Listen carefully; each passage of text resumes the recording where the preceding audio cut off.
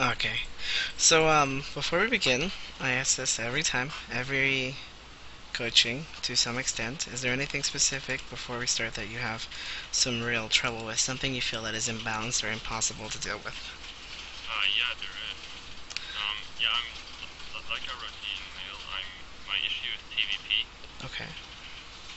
and like my issue is the way I feel about it is that there's only one way you can go at it if you play Bio, which is refer expand, and Protoss can choose from whatever build they want to do.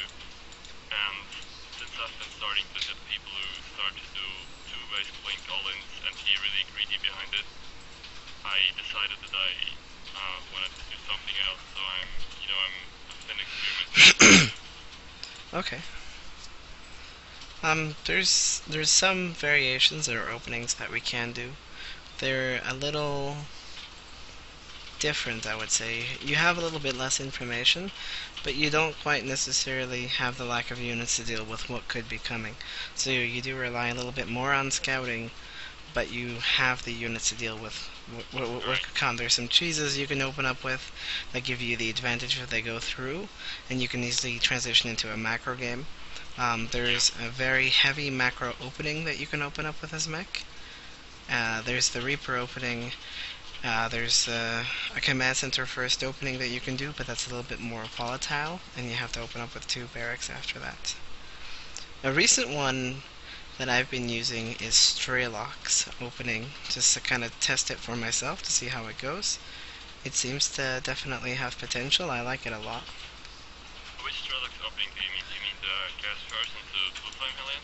No, earlier today, I think, or yesterday, he did a Marine expand where he goes for two Marines into 15 gas Kaiser, then a reactor, and so forth. So it's supply depot barracks, two marine, or supply depot to barracks, 15 gas, two marines, reactor, expansion. I think the expansion is after the reactor and then into a factory. It's a TvT opener basically. Yeah, I know that one. I think people call it the 450 build. I think so, yeah. Yeah, it's pretty good. Yeah. I've been using that one um, today. I haven't played too many games today though, so Yeah. Well, I do have like a lot of questions about the Mac. okay. Maybe I can go and ask them later, but I don't want to disrupt the flow here. So, No, you can ask questions anytime. all right. So I've been yeah, I've been trying some things myself. What works best for me is doing the same opening you mentioned, the 15 reactor expand, Okay. and then just go into that really heavy Hellion harass. Some games I was able to kill like 40 probes, and then it's pretty easy to win with just 4 Hellbat. Um, yeah, but this is I would like to hear from you if this is a valid way of playing, or if that can just be shut down if they know how to defend it. It's something that can be shut down later on in leagues. It's something that if I, as an example, were to make a bronze to master's guide, or if I were to just level up a new account, it's an opening that I'd be using in almost every matchup except for TvT. Just to quickly level up because it's really difficult to shut down. It's better for the superior player. A lot of players don't know that the only way to really shut it down is to have units block off the ramp or to Yeah, use some pylons to work it with, and then even on 4 player maps it's really hard to scout it. So it's a solid opener. You can use it many times over. A lot of people in lower leagues, even if they know it's coming, either won't know how to stop it or won't know how to stop the medevac drop that you could do after that, because after the factory you want to drop the starport, and then you can get a medevac. And normally you get a Viking to hold off the Oracle or a mothership core, but you can get a medevac and drop the 4 Hellions inside of the base. yeah, yeah, totally, yeah. All right. So next question. I read your TvP guide back to IR. I'm not sure when you wrote it. A few months ago, I believe. Yeah, but when I said I was checking out one of your replay packs, that was that you could buy for $2. I saw you were going a lot for tanks. Yeah. Is this something you've been experimenting with, or? It's something that I've definitely have been experimenting with. With the recent tank changes, I wanted to try it out, and I do feel like I'm having a lot of results with it. Alright. I think that tank, or that Thor Hellbat, is really powerful, but for the later the game goes on, the more powerful it is. However, the siege tank is a lot more powerful in the mid game, and I want to kind of get a mid game advantage so I can get my other bases earlier. Um, Although you can transition into the Thor Hellbat with that build and still be at a relatively decent timing, there are some things that I found that I don't like really facing with the build, and that's just, I would say that there's a lot of storm opportunities that can be really difficult to deal with. You know, siege tanks zone in a lot of areas. You can't harass quite as much because you don't have as much back home to defend cost efficiently. So the siege tank style I seem to be liking more, and I eventually switch into that style back to Ire with the Thor Hellbat Ghost Raven in the very late stage of the matchup. Alright. So it's still something I use, but the tanks I prefer. Okay. Did you have another question? Sorry. No, it's alright. Yeah, I feel like it's kind of key right now to be safe against the Oracle. Okay. Do you react by just doing something blindly, or do you rely on your Reaper scouting and then just? If I do a Reaper build, I go like Supply Depot, Barracks, Gas, Reaper. Pull 2 off of the Gas Geysers, Command Center, Supply Depot, pull back on the Gas Geyser, Reactor. The Reactor, I think, comes before the other Supply Depot. So I might have said the order a little bit wrong. But that's kind of the standard build. You'll see that in the replay. In the replay pack, I've been doing that quite a bit. Yeah. It's not bad to drop an engineering bay right after you do all that, because you can squeeze it in before the factory, and then you can use it to either help prevent Dark Templar or Oracle when you scout them. You don't have to drop the missile turret right away, but if you really want to be safe and you don't have the best scouting, you can drop one single missile turret in your mineral line and then not have to worry about it. So it's something you can add to your build. It will put you like 175 minerals behind, but the lower in the league you are, the less it matters, and the more games it'll make you feel safe. Even when they go Dark Templar and go for your mineral line, you'll have it there.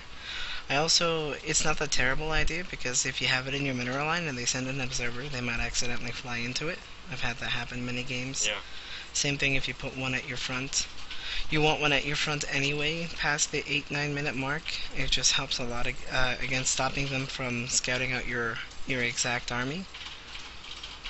Or following your army. 7 minutes with my bio build, because a lot of DT timings are over around that, I think. Dark Templar timings can be about 7 minutes, 30 seconds, yeah. At about 6 minutes and 30 seconds, I really make sure I have scans. Alright, yeah.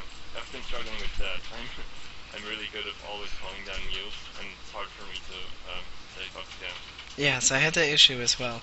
At some stages of the game, you just have to go, okay, I'm not going to drop every mule I can. You have to kind of mouse over the command centers on the hotkey and be like, how many HO energy do I have? I have like 4 mules, I'm going to drop 2. Then I'm going to save 2 to scan where his army is. And it's not as simple as just dropping mules throughout the entire game. Eventually you want to save some so you can just scan and check out their army and the positioning. Because winning the fight will be more important than replacing it. Yeah. So that's kind of a skill that takes some time to form, knowing how many scans you really need. I would always recommend that after like the 15-20 minute mark, you always have at least one mule so that you can scan from, unless you're 100% sure what the opponent is doing and that they're not going to attack you soon, or you're not going to push out soon. But if you are pushing out, you should always have some scans with you. Okay. You should kind of make it a habit of going, I'm going to push out in 2 minutes, I'm going to save all the scans from now on, and then go from there. Because you always want to scan ahead of your army before you push. If you go for a siege tank. Yeah, definitely. So you want at least 3 or 4 scans to help you cross the map, which is about, I think, 2 minutes of time. Okay. So there's one more question I'd like to ask you. Yeah. The recent change with the combining of the upgrade for both and rounds and mech. Um, I would like to hear from you what that did change and what is now more viable with that. The upgrades for the ground and air, they changed quite a many things in TvP especially. For example, you used to have a real hard time committing to siege tanks, which is one of the reasons why I was going Thor, so I had a lot of anti-air. Thor Hellbat, so I'd open up siege tank and go Thor Hellbat in case they made an air transition. With this patch, it makes it easier to go into producing 2 Vikings at a time instead of the Thors, because the Vikings ultimately are better anti-air, but normally you wouldn't have really gotten them because they didn't have quite as many upgrades, and the Thors were being upgraded. So you did want the Vikings to help; they're the best option. But the Thors helped a lot as well because they had the superior upgrades. Now the Thors also have the upgrades, but the Vikings have them too. So it makes it more beneficial to make the Vikings, which is cheaper in both cost and army supply, and more efficient in anti-air, so you don't quite need as many Thors. This makes it easier to counter, like if you scan him and it goes Stargate and it goes Tempest, so you'll always have an upgrade advantage against air toss. So it makes the late game a lot easier. As long as you've been making some anti-air the whole time, you could make like 1 Viking at a time out of a starport or 2 at a time, and go up to like 10 Vikings and then leave it there until you need it. It also makes it easier to kill Colossi, so Colossi are a lot less dangerous in TvP. The +1 weapon used to do a lot, and you always have +1 attack around the same time they have a lot of Colossi. So you're going to be Yeah. at like +2, maybe even +3, and it's just going to melt them really fast. It's the same thing again if they go like Phoenix Colossi to protect them. The Phoenix will melt really fast. In TvT, it makes it easier playing against Bio because they used to do a lot of, contain, contain, contain, and then all of a sudden with their superior economy, they make us a stronger air army. Now that's not as much of an issue because you have the superior upgrades. They need the extra economy to keep up with you and your air army in the late game. Yeah. I'm not sure about it, but I think in TVC it changed a lot too. Um, I feel like it's now viable to just go Hellion Banshee for a long time. Yeah, you can Because definitely do upgraded it. Banshees are kind of cool against Roaches. Yeah, you can go Hellion Banshee for a while once they go like Roach Hydra. You definitely want some siege tanks, and once they go Mutalisks, you definitely want some Thors. Up until that stage, you can go mostly Hellion Banshee for the entire matchup. It also, in all of the matchups, makes battlecruiser transitions easier, and if they don't have a Stargate, if they don't have a Tempest here or there, 1 or 2 battlecruisers can actually help out a lot in a huge fight, tanking like Stalker shots, Archon shots, Phoenix shots especially. So if they open up Phoenixes, the Phoenix will automatically target the battlecruisers before your Vikings because your Vikings will be farther away, and the battlecruisers have so much armor that the Phoenix they attack twice. And if they don't have the attack upgrade, you're so many miles ahead that the Phoenix are just tickling the battlecruiser. Alright. So overall, the combination of the air upgrades did huge. As for the Widowmine nerf to help uh, Biomine in both aggressively and defensively, I agree with a lot of people saying your army will live longer, but theirs will too. So it's a bit of a trade. It doesn't really affect my TVZ style that much, but I have been leaning more towards tank Hellbat so that I have a stronger late game, so I save gas from the Widow Mines because it's like 100 gas around just for the Widow Mines, which could be an extra siege tank or almost another Raven for 2 rounds, or another Viking, or a medevac. As far Okay. as the tank upgrade, that definitely did a lot better. What a lot of people didn't realize is they go, okay, so your 11th shot is free. But that's not what matters. The thing that matters is that when they come in range, you fire automatically. But then your second shot is the reason why the buff helps. So you shoot 8% faster, which means that your attack will come 8% faster, which means they will die 8% faster. And the faster they die, the less, like, let's say you fought a few tanks against a few stalkers, so like 10 stalkers, the 10 stalkers run in, and before the buff, um, after the first round, 7 of them would survive. In this case, the 7 of them would survive Or 3 of them would die a little sooner, which means they might get 1 less hit off, which means that 1 tank might live a little bit longer, and then a next shot comes in a little faster. So the more damage you can do faster, the quicker their army dies, the less damage they can do to you, the more of your army survives. So in my eyes, that was a huge buff. I think it could be a little bit faster, but overall I think that was a very good buff for the siege tank. Yeah, I mean, I guess we should take whatever we can get when it comes to mech buffs. Yeah, I'm not being too picky when it comes to Blizzard. Alright. So that's how I feel about those. What I would like to ask as the last thing is, if it goes to super late game and you have the resources to build whatever you want against Protoss, what's your perfect army composition? My perfect army composition would be Raven, Battlecruiser, Ghost, Few Viking. In any matchup. Ultimately, it's almost impossible to get to in TvT. Vikings are pretty good, but you can Yamato Vikings and you can point defense around them. Ultimately, if you can get a maxed out battlecruiser army with Ravens, that's, I think, for the best. Until that stage, Viking Raven is the best in TvT, with maybe a few battlecruisers to take in some Viking shots. So, that's in TvT I would kind of stick to Viking Raven Siege Tank. In TVZ, it's definitely Battlecruiser Raven. They do a lot of damage. You just attack where there isn't static defense and you drop point defense drones and it's really hard to kill you. The biggest issue would probably be like Neural Parasite, but you can Hunter Seeker Missile the Infestors, you can Yamato the Infestors. You can take along a few Ghosts to Yamato or to EMP the Infestors. It's not that big of a deal. Maxed Battlecruiser Raven is one of the most powerful armies that you can ever make. Battlecruisers have some of the highest DPS, except for the carrier, I believe. So, but they can Yamato the carrier and kill it in 2 hits. The Yamato is probably, the Yamato on the point defense drone is huge, so that saves you a lot of damage and you do a lot of burst damage, so your army's very survivable. But then on top of that, your battlecruisers have a lot of armor, so that not too many things can kill them very fast. And then the Tempest are hard countered by the point defense drones, so as long as you Yamato them and you have a few Vikings so they can't just run away, you're in an okay spot. But no effort for TvP. What would it be for TvP? Just Battlecruiser, Ghost, a few Viking, and a Ravens. That would be my ultimate death ball. If I could get it every game, I would.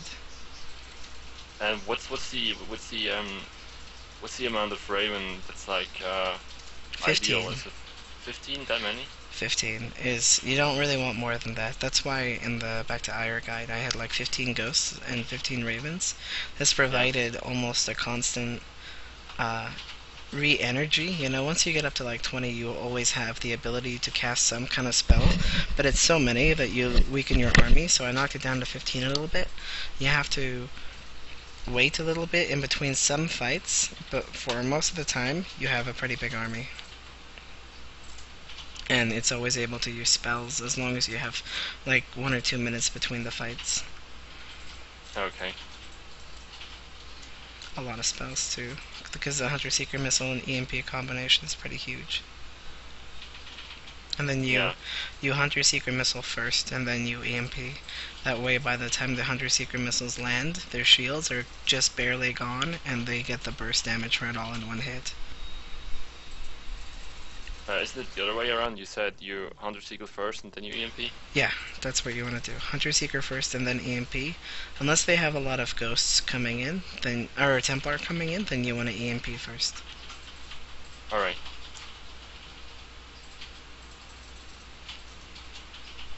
So yeah, I think that answers that. Yeah, it does, thank you. No problem. Do you have any more questions? No, I'm fine with that. That's cool. Okay.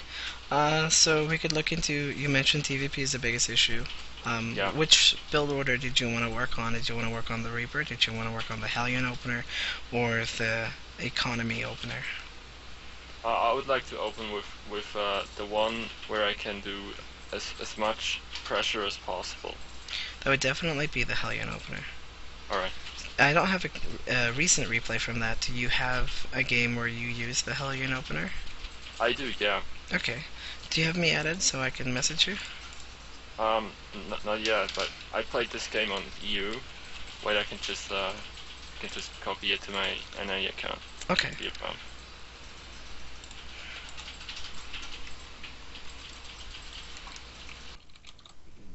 And do you have me added on North America, or do we need to meet in a channel?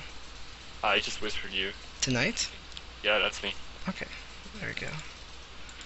I'm gonna make you later.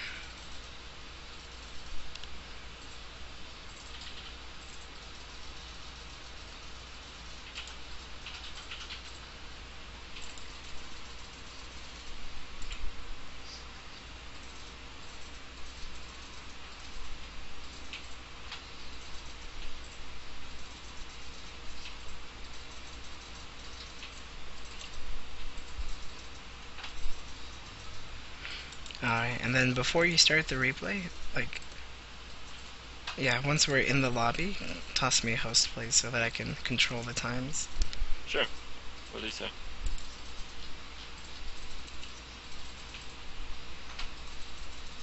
So I've been playing 2 games against a clanmate yesterday with the same build, and in the first game I was able to do a lot of damage, and then he kind of blind countered me second game with just getting 3 cannons in every mineral line. 3 cannons? Yeah, he got 4 stalkers in every mineral line and 3 cannons. So at that stage, he's investing so much in the defense, it's not worth it to try. Yeah, I stopped trying it, and then I didn't know what army composition to go for, and lost in super late game. Okay. Do you have the replay of that game? I have both replays here, yeah. Alright, let's take a look at the second one first. Okay.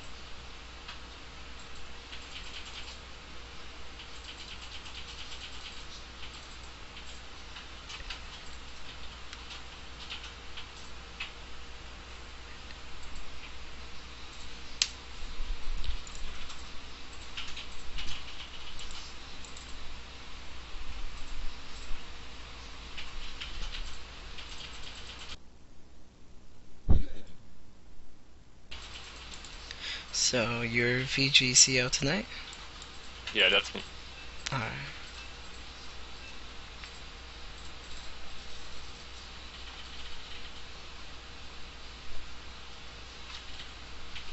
So we're gonna kind of speed through the opening a little unless I notice anything glaring. Sure.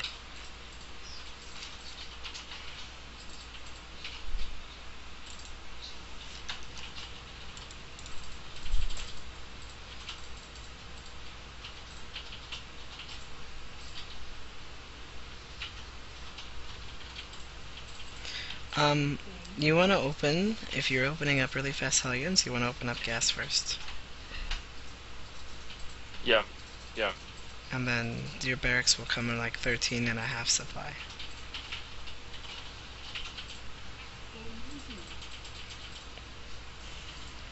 Your 16th SUV, you don't want that.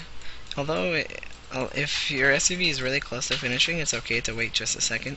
But if it's about halfway or less, you want to cancel it right away and get the orbital. Because So you're it's better to delaying. get 15 orbital? Yeah, because you will get your 4 SUVs sooner through the mule. So it's a bigger income increase right away.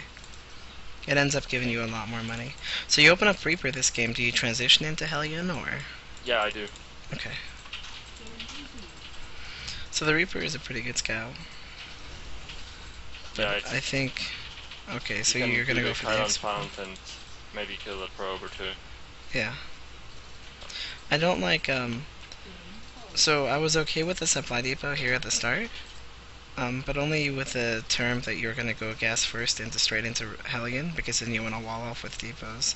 But if you're not, then you really don't want more than 1 supply depot at your front, because in case they push up with Zealot, Stalker, and Mothership Core, although you don't really want them up the ramp, you don't want them picking off your supply depots, because then you can't make Marines to hold it off. And then they don't have to come up your ramp, all they have to do is snipe supply depots in their head.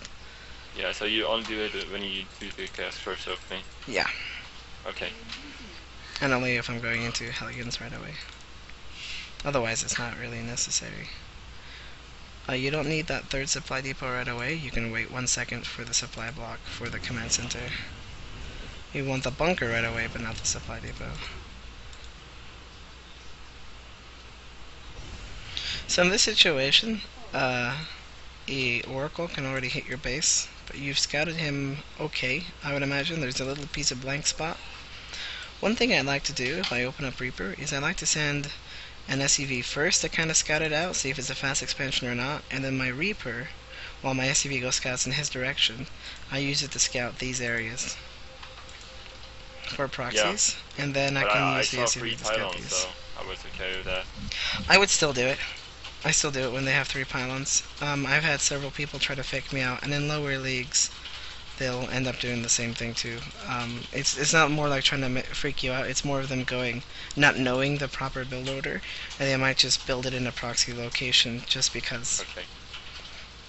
So I'd always use the SEV to scout him until it dies, and that, or until it dies, or your Reaper is done scouting the top section of the map. Then you can pull the SEV out and you can have it scout out the bottom section while you use the Reaper in the base, so you can get around the mothership core. Seems just. I have some examples of that too in the replay pack.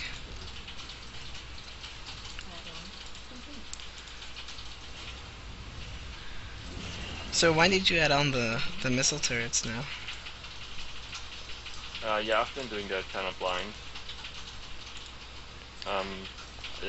It does not make a lot of sense here. Like I said, it was 3 pylons, so I should assume that there's no proxy. I don't know. No, you're right. You're absolutely right. I don't mind the one in the main right there, and I don't mind you dropping one down in your natural because it is kind of Should be at the wall up there. right next to the command center, behind the bunker, right next, like literally touching the command center. That way it covers your entire ramp from Dark Templar running up.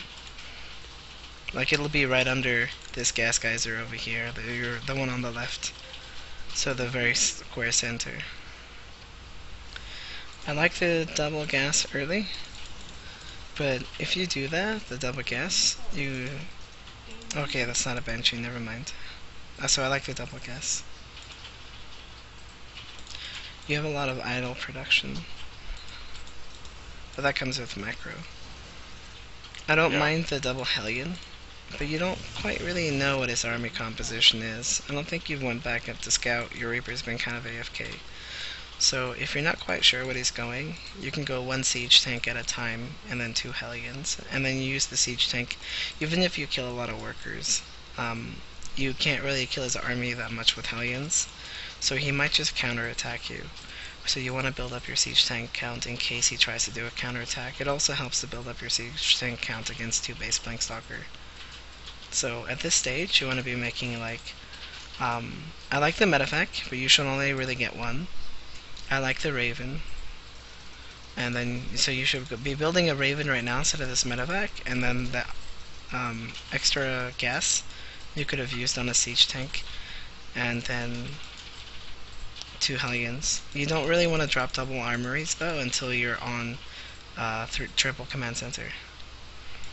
Okay. So you want to save the minerals, get triple command center, then drop the double armories, because you want the minerals to make up a lot of Hellions, because you'll be spending a lot of gas in upgrades. So you're gonna be missing gas units. So you need minerals for to make extra units, Hellions, because you can't make siege tanks. So you need a filler. But in order to be able to afford that, you have to have a 3rd command center or a 3rd mule to really pump out those Hellions. That makes total sense. It's just kind of unsafe, isn't it? Yeah. If you get the siege tank, it's a lot safer. But going for the double armory and then Hellions is very, very unsafe. So if Blink Stalker were to come soon, you don't really have a way of really defending it right now. Your Hellions will be weak. You'll have invested in 2 medevacs, which you'll be able to use it to attack and drop him, but then you kind of are giving up your base, because that's 4 Hellions each. That's 8 Hellions, and you're only at 3 right now. You're about to have another 3 pop out in just a second, so that's almost 2 full medevacs, but then he can just walk up and kill you soon. So you definitely want to... You can go up to 1 armory, but I wouldn't recommend it. So I would definitely go like... once you drop down the 2nd factory, drop down the 3rd command center at the same time, and then your double gas. Or you can drop a 3rd gas, drop your command center, drop the factory, but ultimately you want, before you drop the two armories, before you drop any armories, I think, you want a third command center. Okay.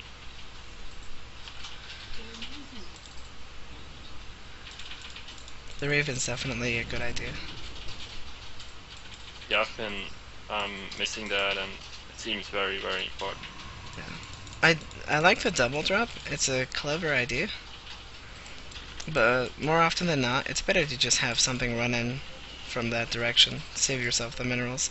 It'll have almost the same effect because watch, once you drop, I bet you he moves everything away from the ramp if he catches it in time.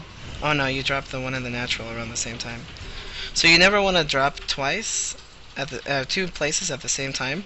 You want to send something in, make sure it's safe, and then once you feel like that's going to do damage, then send in the other one. Because while it looks like in his main, he's about to take a lot of damage, he's going to focus there. He's not going to notice the other one flying in a little bit later. But you can't take your eyes off the first one because you're going to lose it if you do. You have to make sure, can I drop them in a place? And then once you drop them and you're sure he sees them, then send the other one in because he's going to be looking in that direction. Okay. So if you send your second one in like 5 seconds later, it will definitely do more damage. Because he would have pulled everything into his main to kill it. And you didn't even have to go for his mineral line. Like once you started flying in, I'm trying to look at it from your point of view. Oh, you just scanned. Let me go back a little bit. So flying in, you see that there's a cannon there and you see 3 stalkers, so there's no real way to drop right there. So you just kind of start dropping the Hellions to draw the fire away from the stalkers, and then you just run the medevac to the edge and the Hellions catch up while they're taking stalker fire. You load them up and then you boost away. I think the way it happened was that I was microing the drop at the natural, and I was just queuing up the one at the main. Yeah. And I scanned later because I just wanted to know why everything died so quickly and didn't do anything. Yeah. And I understand that. You want to kind of split your focus a little bit different though. You want to definitely do the main, draw them into the main because they're not going to expect the natural as much. It's the same thing with the run-in. If you would draw him into the main, he would pull, like if you kind of started dropping like right here, like right next to his stalkers, right where it is now, you didn't go any further, he'd start pulling some stuff over if he uses the alt key command or anything like that. You start running around in his main base, so you gotta have like 2 hotkeys, one for each of them.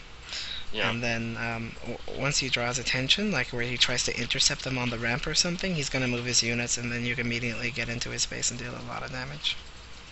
I think the perfect way of doing it would be to send in the first one to the main, and wait until he does something, then back off, then run in at the natural, and then he will send his probes to the ramp, and then you should just redrop at the ramp your first medevac. I think that would be perfect.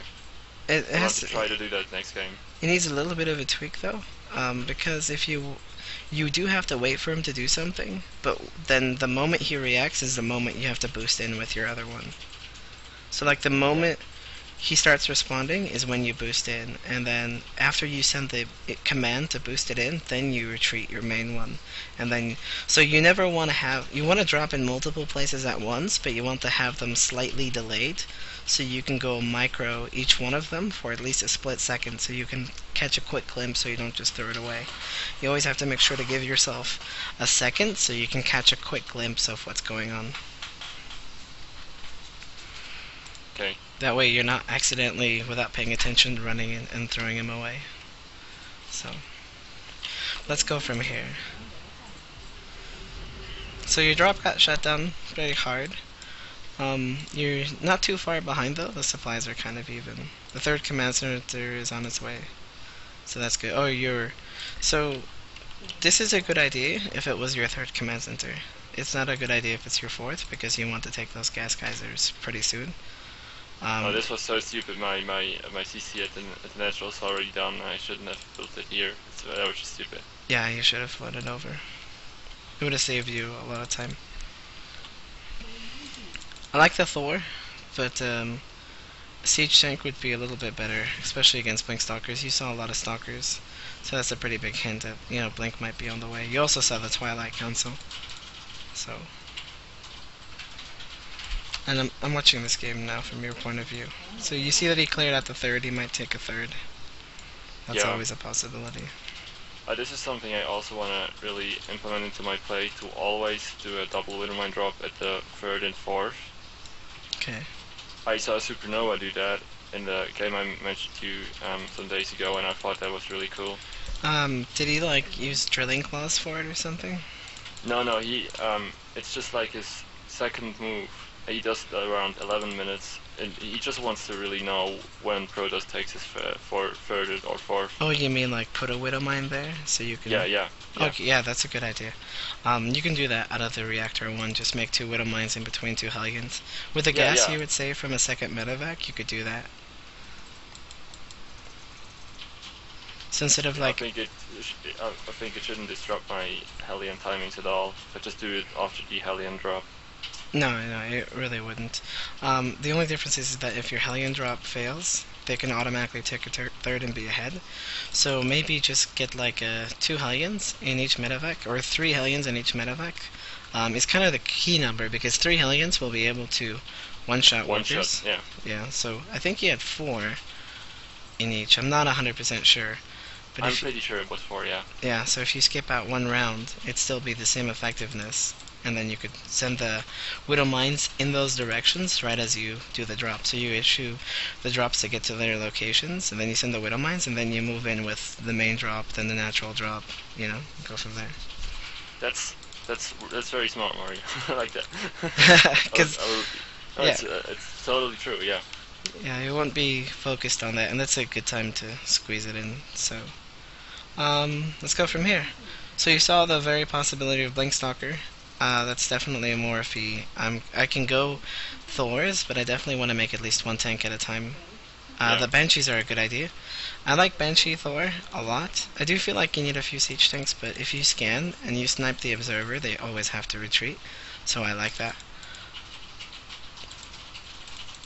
You're not utilizing all of your factories, which is a bit of a macro issue, but that's not really what we're focused on right now. Your macro can always improve. Yeah. I don't like the second starport yet. It's not bad, but you can't afford 2 starport and 4 factory right now, and double upgrades. So if you were on 1 upgrade, you could afford it. But being on double upgrades, you probably want like 2 starports and then 3 barracks. 3 factories, so 2 tech lab, 1 reactor. But since you're making so many gas units, I guess you want 2 reactor, 1 tech lab, so you can make like a Thor, 4 Hellbats, a Banshee, and then 2 Vikings at a time. That'll probably be a better way of your money management. I mean, you can afford it now because you're kind of skipping some rounds due to your macro, but in a perfect situation, it's not something you can really afford. So I could just afford 4 factories, double upgrade, and 1 starport right now. Yeah, you can. That's all you can really afford right now in a round basis. Okay. You can afford a 4th factory without any add-ons, because you will have a little bit of an extra mineral, so you can make 1 extra Hellbat at a time, though. You could do that. Yeah. I'm mostly counting on your gas income in those mathematics.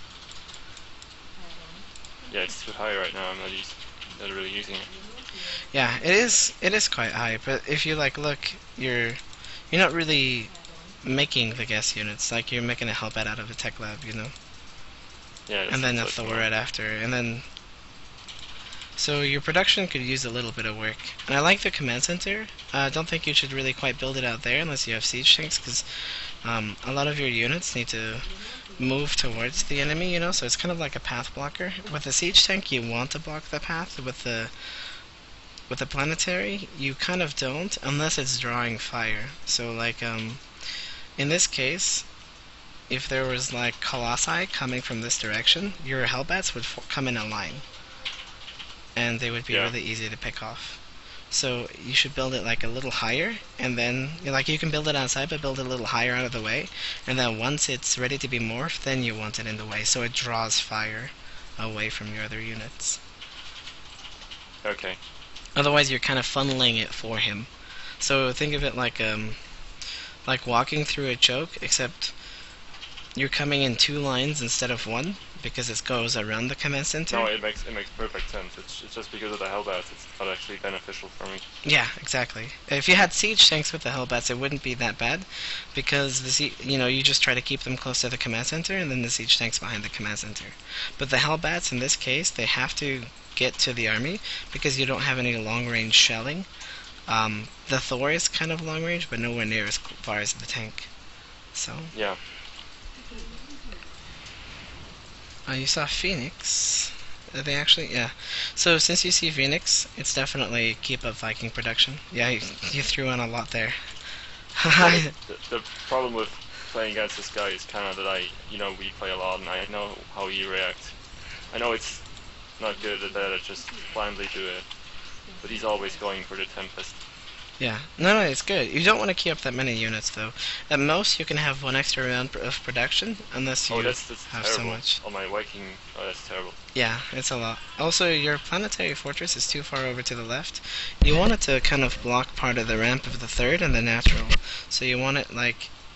Okay, you see where this SCV is? Yeah. You want it to the right of that SCV, or right where that SCV is. Yeah. So it creates a bigger form of the natural in the 3rd. It's just better space control. Your upgrades are good. I'm looking at this only from your point of view. I like the Cloak Banshee. You definitely have a Raven. What I would do is, so like your Raven is your main army control group, I would unhotkey the Raven and put it on a different army control group, and then have it on follow on a Thor, so you don't accidentally fly it in. I read it on your guide. Yeah, that seems smart. Yeah, and it helps a lot because if you're trying to use the commands to like cloak the banshees, you only really want 1 spellcaster in a control group. It's the same thing like if you go bio and you go ghosts and marine marauder. If you have them all in the same control group, it's harder to stim and EMP. So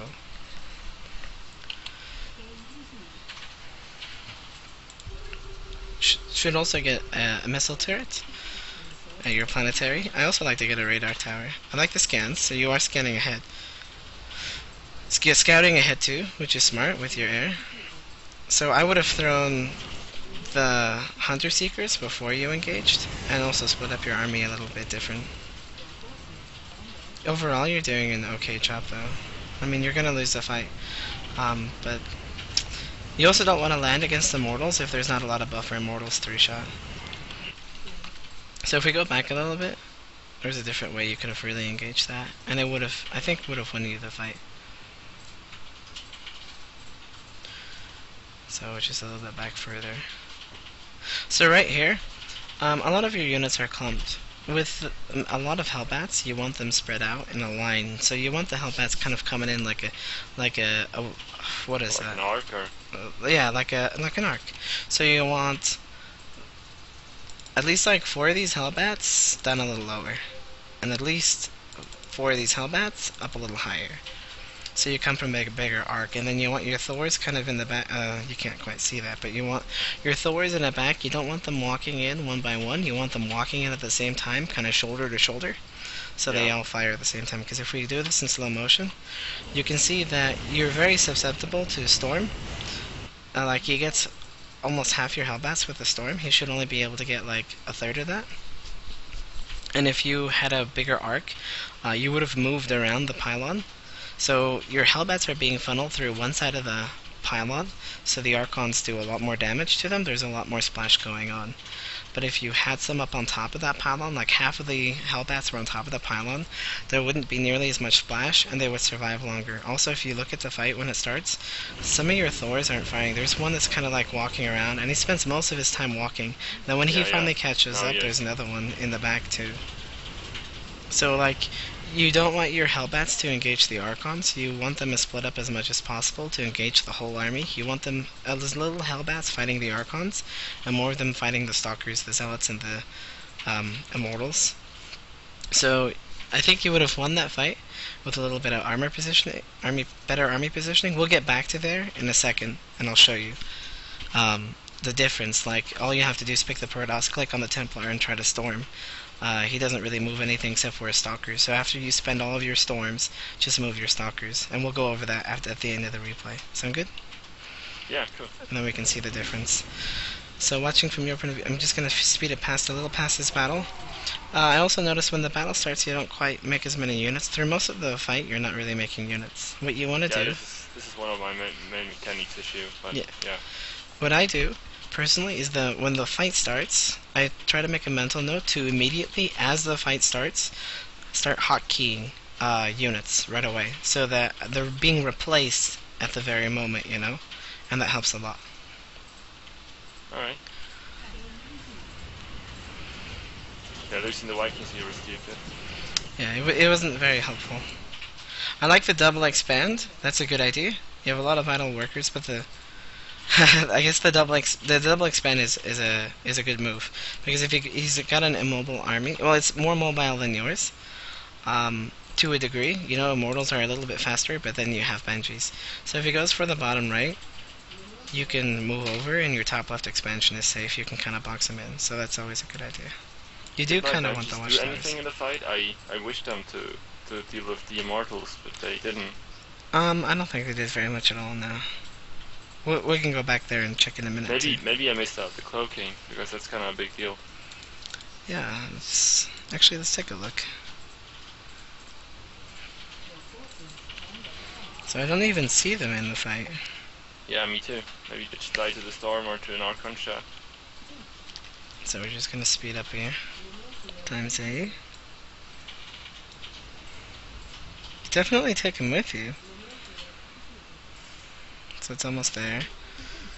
So you scout him, he moves a little bit up his ramp. The banshees are there in the army. Yeah, it feeds back him. Oh, the feedbacks. Oh, I should just have cloaked. It would have been so good. It's not even just that. You can cloak, but if they have a lot of feedback like that, you can just quickly cloak, decloak, cloak, decloak, cloak, decloak, and spend all of your energy. And that won't be as much of an issue. Alright. If they have a lot of feedback. If they don't, then you don't want to do that, you know. It's not that big of a deal then. Then you'd rather just cloak. But he had a lot of feedback. Because usually they have a detector. But I guess in this scenario you had a Raven with you, so yeah, you could have cloaked too. But I would have cloaked twice. Just in case he had one flying in. Yeah, but why is the TvP not doing anything anymore? It ran out of energy. Ah, so that should cost more, alright. Yeah, the point defense drum stops one shot for every 10 energy. So when they drop, they can drop like 10 shots, and stalkers shoot pretty fast. Yeah. They're still good against stalkers, but... No, they're amazing against stalkers. Yeah. And against Tempest. Very good. Once you're on at least 4 bases, you want to go up to 3 starports. If you can help it. Like if you know the possibility of air is there, 3 starports is good. Plus you can also make 2 ravens or 2 banshees at a time, so 3 So you go double tech left and one reactor. Yeah, definitely.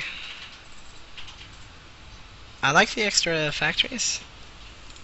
It's a lot of factories. Maybe just add on 2 more. Go up to 6 if you have. So you want to go up to like 8 production facility structures on 3 or 4 base. On 5 base you can go up to 10. So usually that would be like 2 starports, so that leaves 8, and then you have 6 factories, that leaves 2, and then you have 2 barracks, 4 ghosts. That's about all the gas you can afford. You can get the extra factories as long as they're going to be making hellbats, though. Minerals aren't that big of an issue. No, really not. So you scan, you don't quite see... Oh, you see the fleet beacon, so that's huge. You should know then, you know, Tempest. No, I wouldn't have didn't landed know, the Vikings I'm landing either. my Vikings. Yeah. Yeah. I wouldn't land the Vikings like that, almost ever, until the fight starts and you think they can really help out, or you scan ahead. Like, just walking up, I definitely wouldn't do it. And then, I don't think you... Okay, there you go, you picked them up now. So that's not a fight you want to engage. So he feedbacks to the Raven. So that was kind of a lot of bad positioning there. You can't really engage him right now. Yeah, I should have backed off here, especially because of no Raven. Yeah, and you should have maybe even just gone straight for his base, because you knew his army was right there. So instead of like going around, you were almost to his base, you were like right here, you could have been taking out his production structures. And in this case, you may just want to go straight for his production. Yeah. I guess you can take out his third, like send some units up and then move up so you don't have to engage him yet. Because against High Templar, you kind of really want ghosts, especially if they're like High Templar Tempest. You want lots of ravens for sure to, stop the Tempest, but you don't want them to storm their Vikings. So you really need the Raven Viking against Templar Tempest. It's one thing that's really late is your Templar. Once you're on like 4 bases, you almost have to have it. You pretty much have to have Templar or Ghosts on 4 bases. Yeah. Yeah, now it's really hard in this map to hold the spaces. You seem to be ahead despite the Hellion drop. You don't have auto repair on the top command center, but you don't seem to be ahead for the most part until you lose your army. Then it gets a little dangerous. So you had a really good timing attack. You had a way of taking advantage of him for teching too fast to Immortals, Templar, and Tempest. So you could have won that fight. I think you should have won that fight, and then done a lot of damage. If that fight went better, you would have been in a much better position, and you wouldn't have been able to afford quite as much stuff, and it wouldn't have been as scary. As though, if you're for sure that they're going air, you have to get kind of a lot of Vikings and some Ravens. But for the most part, you have to, when they have air and Templar, you always have to get Ghosts. That's the biggest thing, is because they'll just storm your Viking to hell. Yeah. So in this moment, I would like to have about 5 Ravens, 10 Vikings, 10 Siege Tanks, and Hellbats, right? He's got about 8 Tempests, so you want to have about 15 Vikings. You want at least 4 or 5 Ravens, so that's definitely true. I don't see any Templar right now, but he had them earlier. I saw like 5 or 6. Yeah. Ultimately, you want like 5 or 6. So you want like 5 to 10 Ghosts to really be aggressive at a maxed army. 8 is an okay number, but 10 is probably the best in that stage, and then 15 is just really good, but it might be overkill if they have a lot of air, so you want some Ravens to mix with that, and then some Vikings. So ultimately, you want like 2 Vikings for every Tempest, as long as you have a point defense drone in the mix. And then you can get like a Thor with it too that can help complement it, and then Ghost can attack air too, so that helps a lot too. Can you one-shot Tempest with 15 Vikings? I'm not sure exactly how many you need, but you're doing quite a bit of damage with 9 of them. And you do have the upgrade advantage. He only has 2 shield upgrades. Yeah. So let's go back a little bit to that fight. So to kind of make it easier on the micro part, what I'm going to do is not take the Banshees in the fight, so you don't have to feed back. We're just going to speed forward. So I'm not going to take the Banshees, and you're just going to get into the same position and storm as many times as you want. You're actually going to have more storms because I won't take the Banshees, Okay. And we'll kind of go from there. So we're going to wait until it gets in the same position, and I'll be the Terran, and you'll be the Protoss, and then we'll see the difference. So here, you got the Ghosts and the Archons moving in, right here. I mean the Templar. Yeah. So don't forget about those. And I am going to be you. So just give yourself a second to hotkey everything. We're not going to move in just yet. I'm going to move the Banshees out of the way.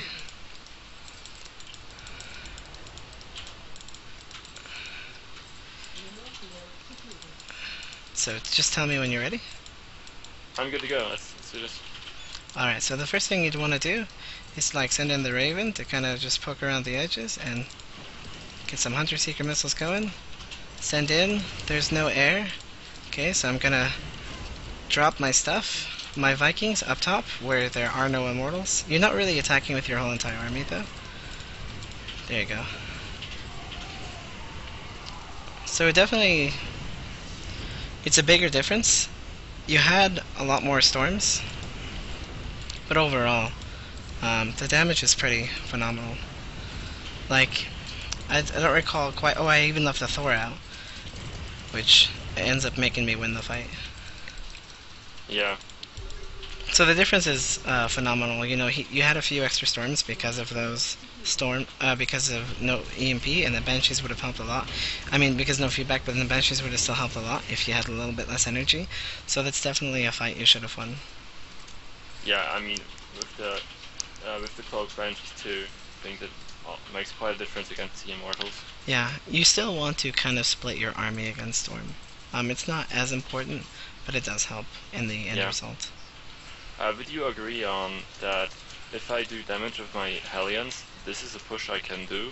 Just 4 Hellbat and some Banshees? Yeah, as long as they didn't open up Stargate and they don't have too many Blinkstalkers, you can. Yeah, against Blinkstalkers you want the tanks, yeah. You can do it against Blinkstalker as long as you have a Raven in the mix and some Vikings to snipe observers. Yeah. But ultimately, if you do that, you face Blinkstalkers, you definitely want a lot of Banshees and a lot of Hellions, and then a slight emphasis on the anti-observer crowd. So not emphasis. So you want as few anti-observer crowd as possible, but you have to make sure you can always kill the observers, and that way you'll always win the fight. I would more so recommend, if they're not going for Blinkstalkers or Stargate, then be my guess, go a lot of Banshees. But until that's if when they hit that stage, be a little bit more careful, because Blinkstalkers can start overwhelming Banshees pretty good. Yeah, they easily one-shot them. Yeah, they can do a lot of damage to them. So, where do you want to go from here? I would really like to look at your build. Okay. And I don't know how you think that would be most efficient, but maybe I could just play against you later and see how it goes. Yeah, we can do that. Did you want to do my Reaper opening build, or do you want to do how I open up Hellions against Protoss? Well, I think a Reaper build would be better. Okay. Would you mind tossing me leader real fast? Or, yeah, leader real fast? I will. So, I believe I open up Reaper in this game. Actually, no, I don't think I do, actually. Let me find one that I'm almost positive I do in.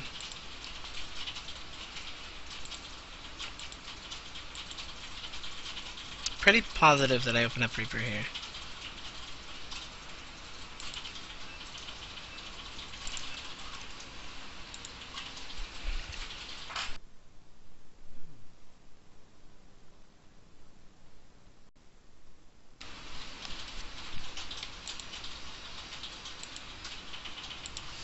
Alright, so let's take a quick look.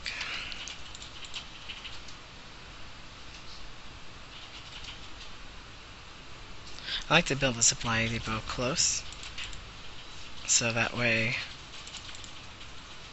I save a lot more mineral time. It's all about maximizing, you know.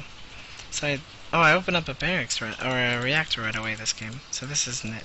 Would you like to still watch this one or go to a different one? Sure. No, it's fine. Okay, so it's another thing you can do. It's just that instead of the Reaper, the 50 gas goes straight towards a barracks, and that makes, as long as you can continue mining gas, it makes your factory really early. Yeah. So you end up having plenty of Marines to hold back the Stalker Mothership Core push, and you can have an early Widow Mine to defend the Oracle. So as long as you put the Widow Mine in the right places, it shouldn't be able to do damage to you. This is pretty much what Supernova did in GSTL. Oh, is this the build? Well, he did it gas first, but it was actually really smart. He just got some Marines, then 2 Hellions, then 2 Widow Mines, and it ended up just him being safe against the 10 gate push and against the Oracle because he had the Widow Mine. Yeah, that's what I like. If you see, I put the Widow Mine right above the gas geyser. Yeah, so you can't see it, yeah, it's cool. Yeah, and then I got the Engineering Bay just in case of Dark Templar, and in case he commits more to, to Oracles. And then I get a second factory in a refinery.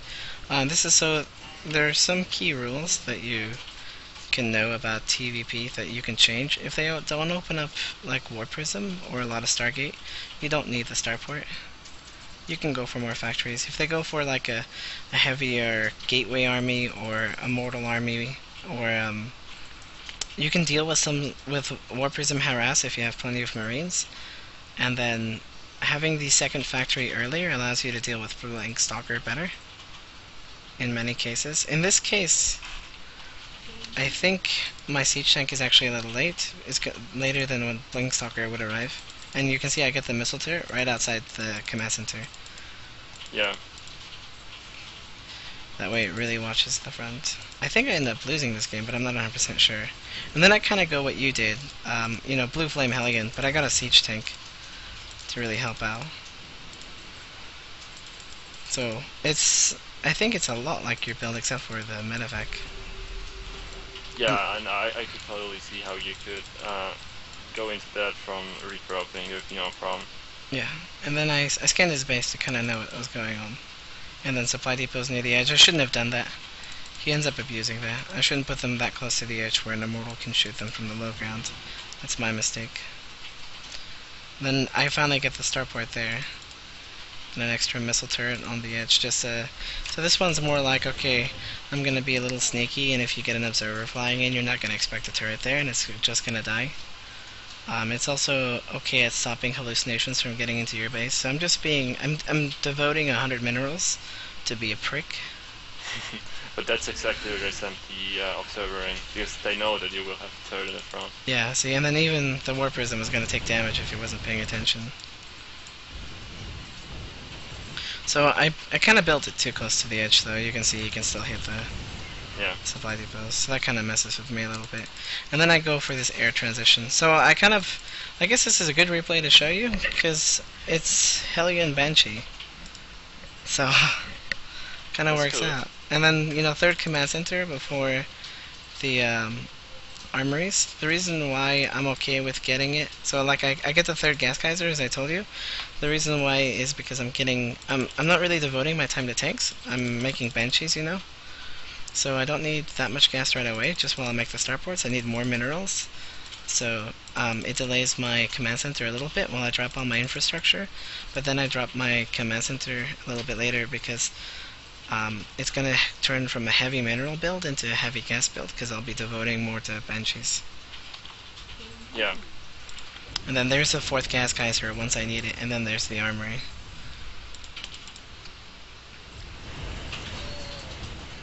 You probably don't have to deal with this War Prism harass either in the lower leagues. Oh, like yeah, this. I mean, it's not that big of a deal usually. I don't even see it that high in Grandmaster that often. I think it's actually better against Bio, because I can kill your tech lad building stem, and that's just like game ending. Yeah, it can do a lot of damage. I have some idle SCVs too, and I get cloak and then banshees. There we go, the SCVs are fixed. So you get like just a low Viking count to snipe off the observer? Yeah, see, I get one medevac to do a drop. And then a Raven. You can keep up building Vikings to a specific degree. It all depends really on what they make. So if he goes for like Colossi, having a few extra Vikings doesn't hurt. And then I get the gas geysers right away at my third. And then one missile turret to kind of help. So then once I have my third, I know that I need a bigger mineral dump, so I throw down 3 more factories because I don't have any add-ons. So I had a reactor, so that accounts for 1 more factory. So that would, you know, instead of being on 5 factory, I would normally be on like 4 factory mineral dump, which is kind of what you want to be at. 4 or 5, depending on how many bases you're on. And I get the armor upgrades. So I'm only getting 1 upgrade at a time because I have so many production structures.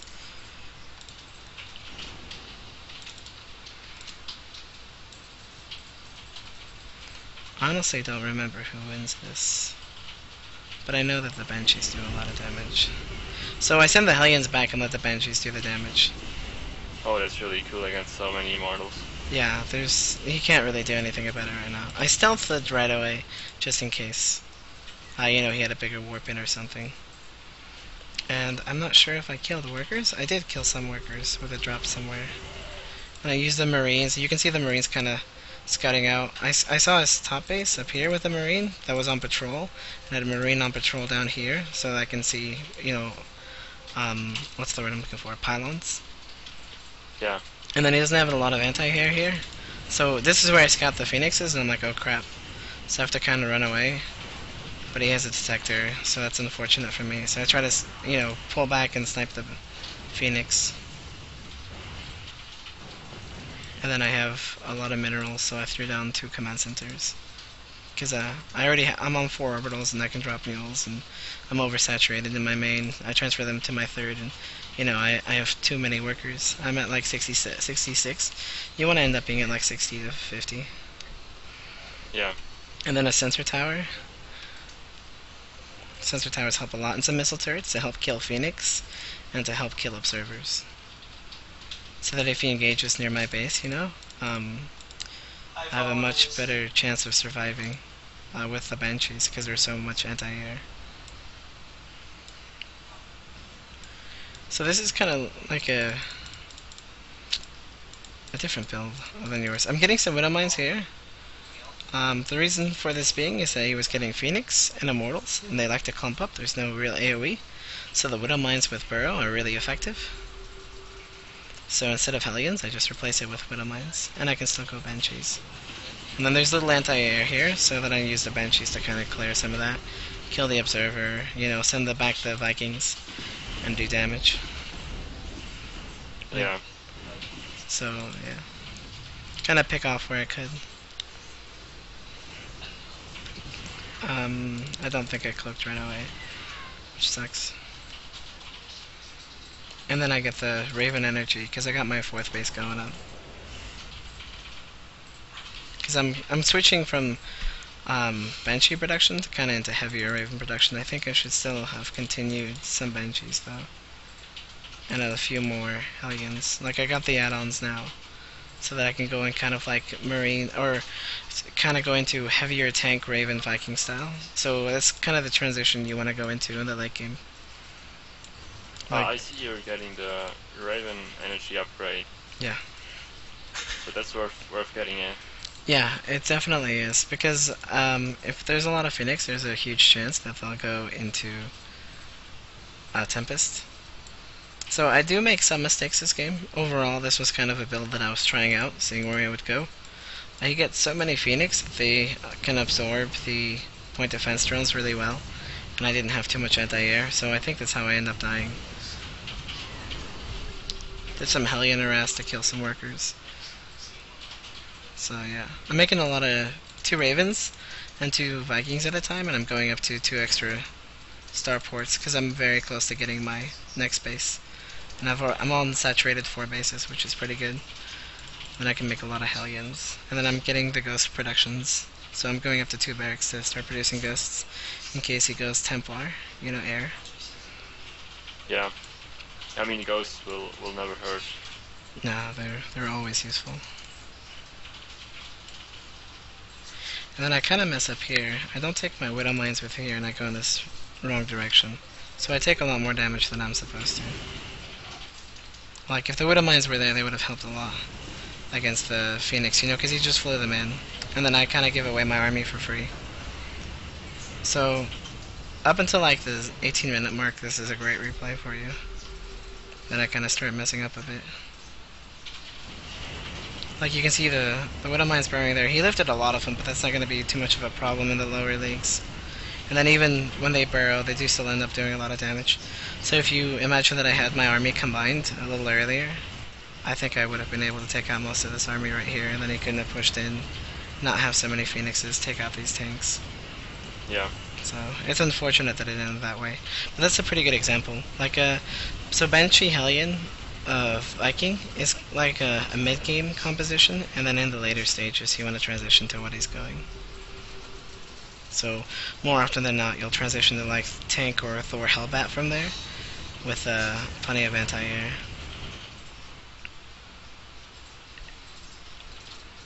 Any questions about this game? No. I'm just a bit. I never saw anything quite like that.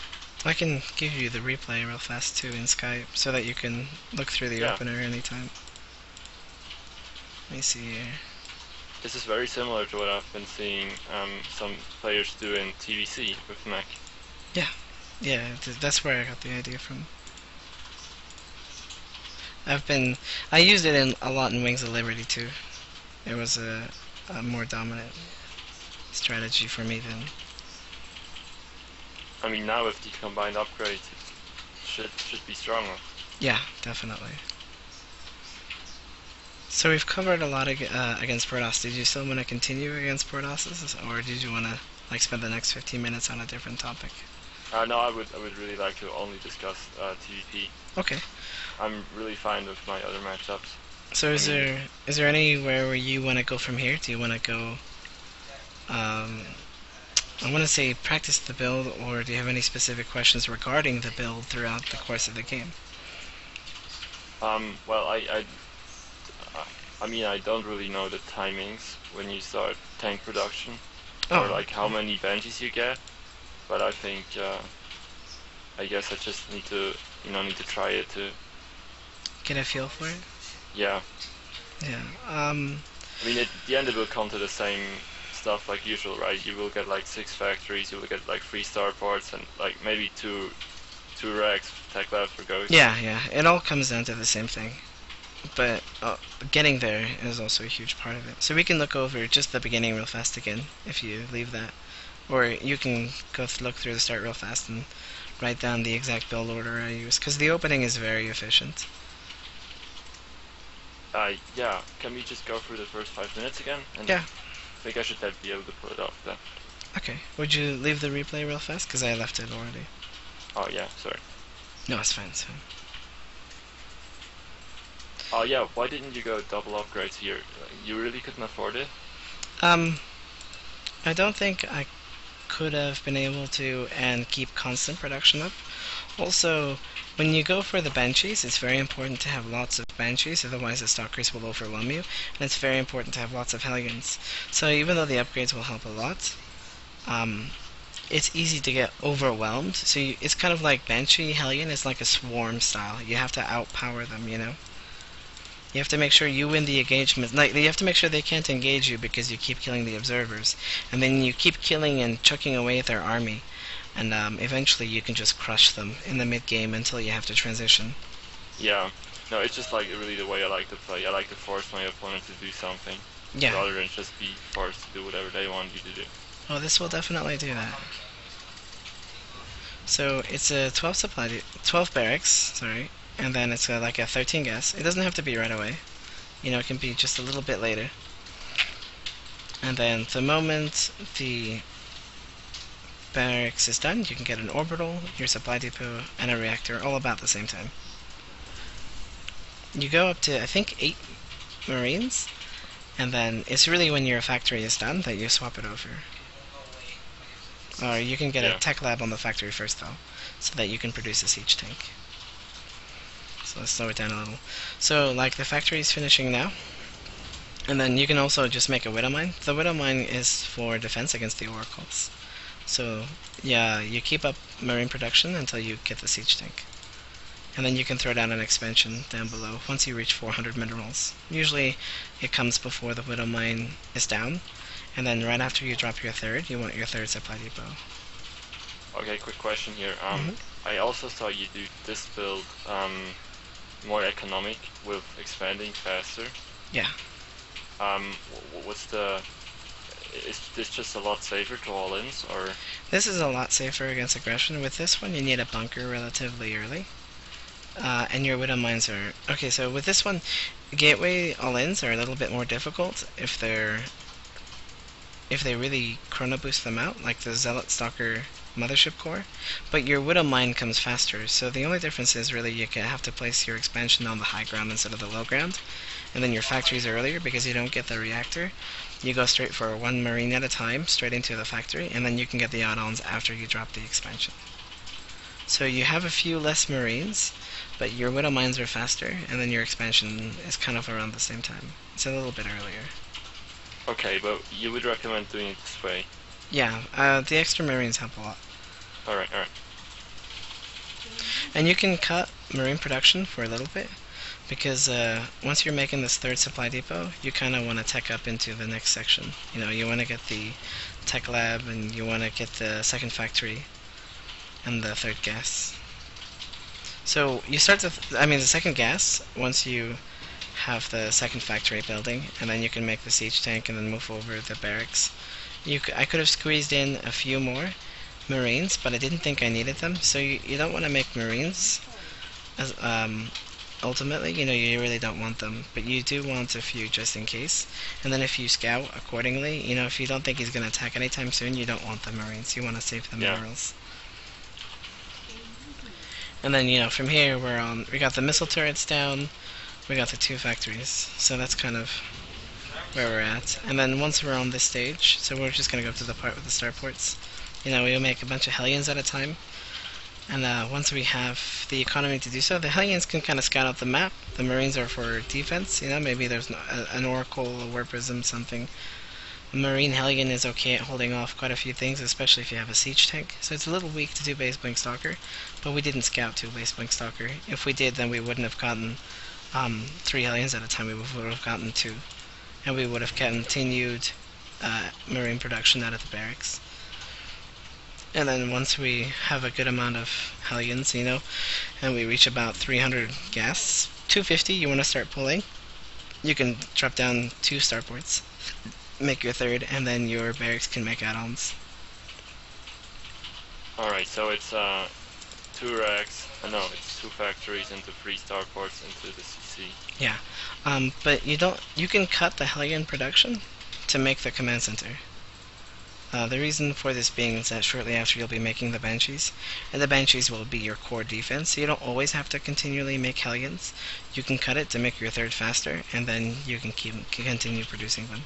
The Hellions are more of a filler, saying I have extra money, but if that money is going into other places like supply depots or expansions or missile turrets, you can cut them. Okay. And then from here, you get your, once the 3 starports are down, for every starport you want a gas geyser. And then if you're going to begin the upgrades, you want a 4th gas geyser, which would be the armory. So around the same time I get the armory, you get the 4th gas, which we'll see in just a second. So it's a little slower because I'm trying to micro around. But there's a 3rd command center, switching the add-ons, then there's the armory and the gas.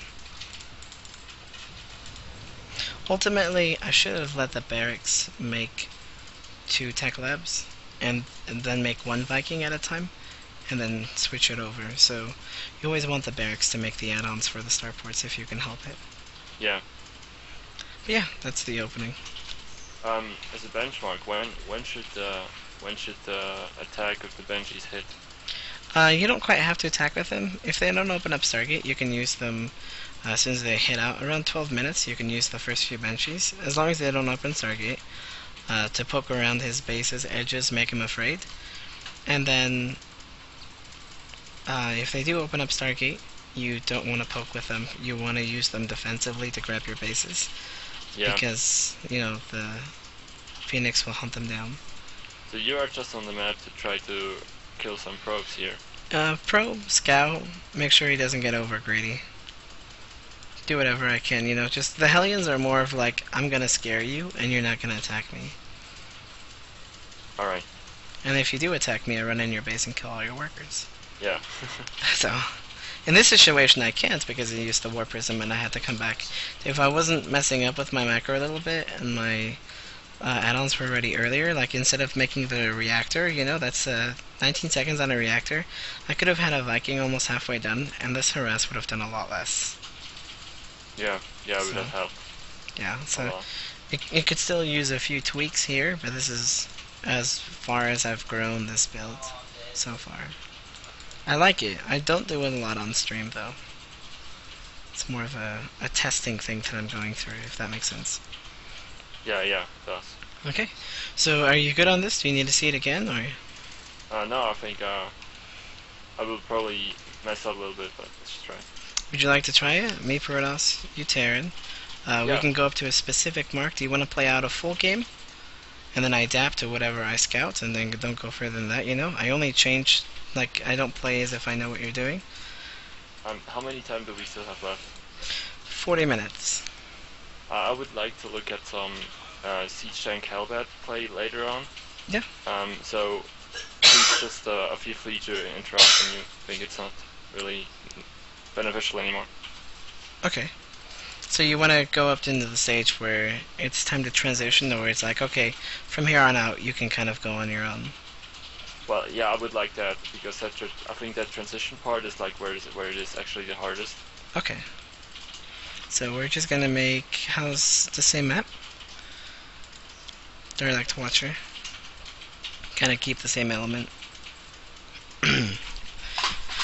And that'll be until about the 15-minute mark, really.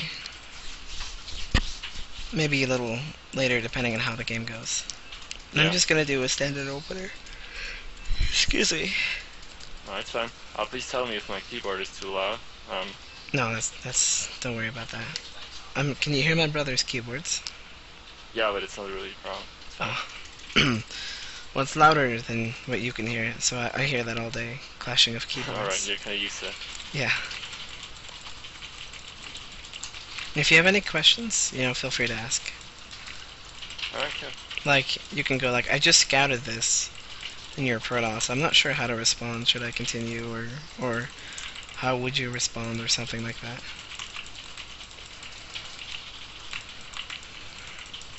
And after, we'll take a quick look at the replay, and then we can catch one or two more of your others. Alright, cool. Did you want me to do any pressure, or just play normal? Please do the 10 gate poke if you could. The Zealot Soccer Mothership Core? Yeah. Okay. I don't quite know the 10 gate build order. I'll do a little bit later. Oh, well, I you know can the just other do it the way you know it. Okay.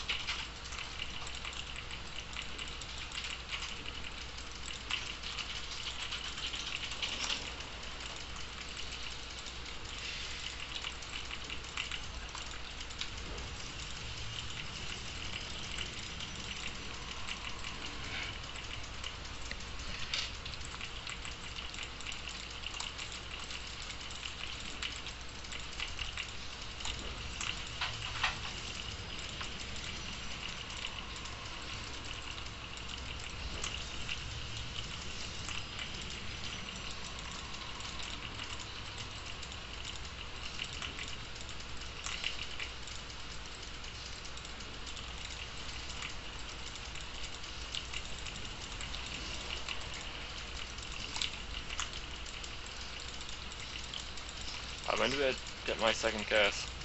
And you get your second gas after you start your second factory. Alright.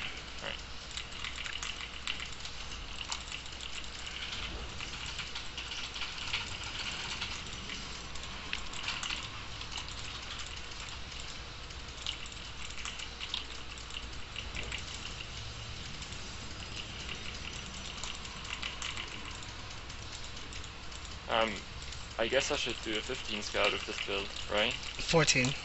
14? Alright. Yeah.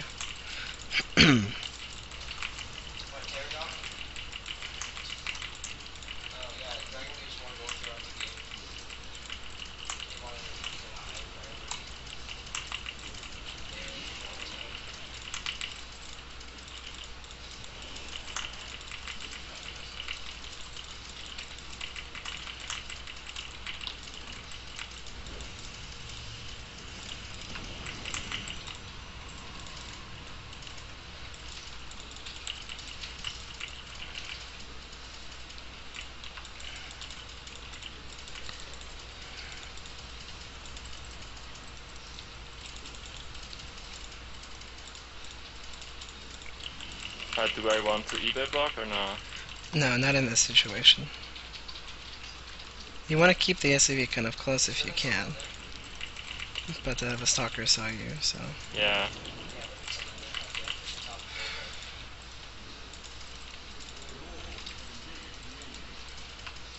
So you have enough Marines. I have to pull back with Zealot until the rest arrive. Since I know it's not Reaper, I can send my other stalker over. Oh shit, we just got supply block.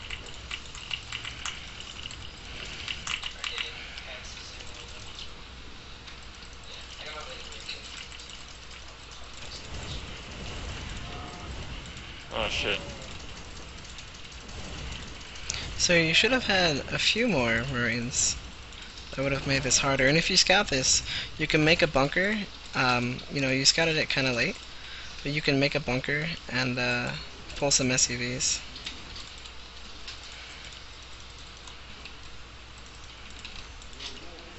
Yeah, I guess I'm already pretty much dead here. Yeah, I have done Yeah, I a lot am of dead. damage.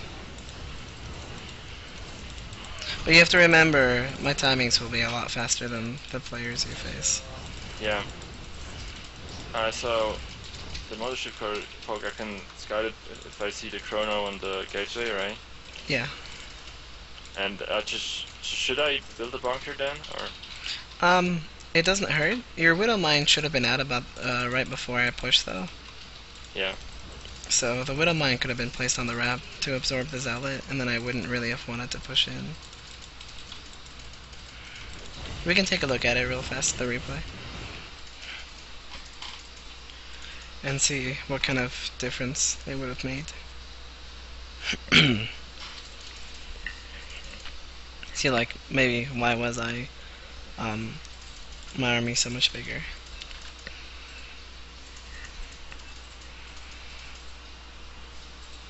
Anytime they send out a Zealot, though, it can't hurt to drop a bunker. Yeah. If you know for a fact it's coming, they're sacrificing a lot to do that. So I'm just gonna look at it It's from so your good. I point of would do view. it every game too if I was Protoss. Yeah, me too. Whenever I off race for fun. Oh jeez. Okay, so here's one mistake. Your barracks, you're gonna have to move it to make the reactor. Yeah. So that's gonna buy you a little bit of a second. So the beginning has to be crisp for you to survive. Then your reactor is a little bit late, so you were at like 12 gas. So you're like 10 seconds behind, which could be a difference between two Marines, you know. Your factory is right on time. 2 Marines. Third command center, and then the third depot right away. Your command center is a little late. Your third depot is a little late. And your Widow Mine's a little late. So there was definitely some blockage there. Yeah. Like, okay, so I have all the units you need right out on the map right now. If we go back a few seconds and see what I have, if there's anything crucial, and we'll just swap sides right before that block. Just for the fight, you know.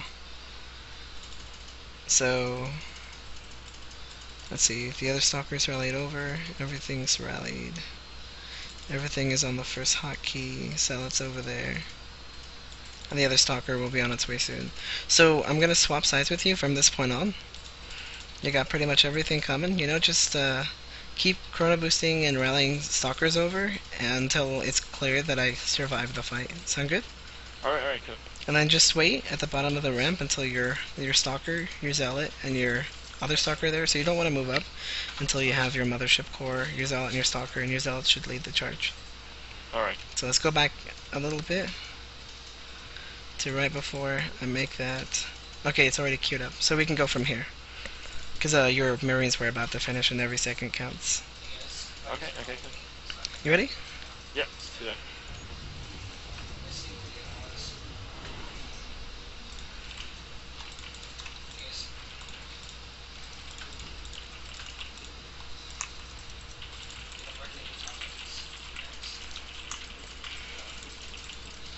So also if you scout it, and your timings are kind of tight, which yours are at the moment, you can sacrifice some SUVs real fast to make everything you need.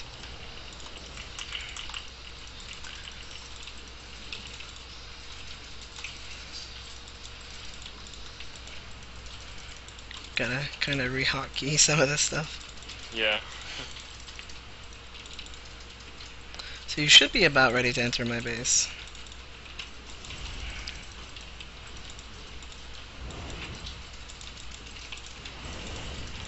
See, the Widow Mine should have been out a little bit earlier.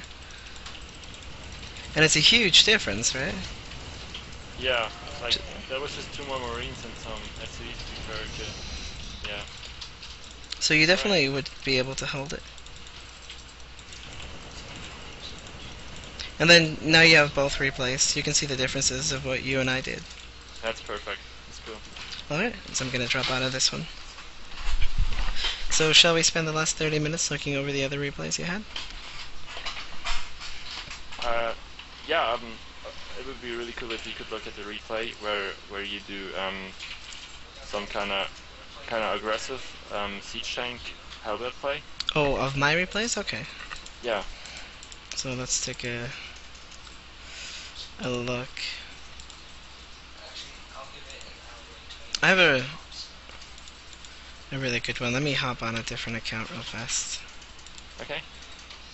Because I've been playing on a different one.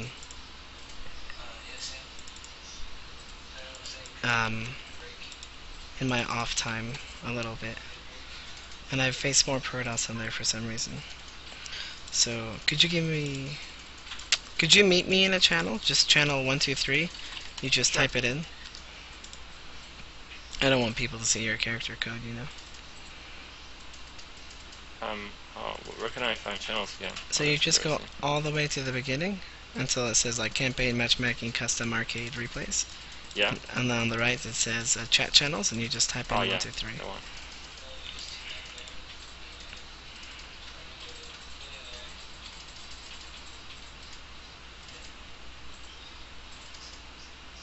Did you join it? I did. 1, 2, 3, 4. No, just 123. Oh, all right. Sorry. So this replay uses a lot of siege tanks. It's got late ghosts, so it's tank Hellbat Viking, and then later ghosts. It's on Belshir. I have this vetoed on my main account. On this one, I don't have anything vetoed. I kind of just off race if I need to or something. I invited you. I didn't get the NY. That's weird. Let me try one more time. There you go.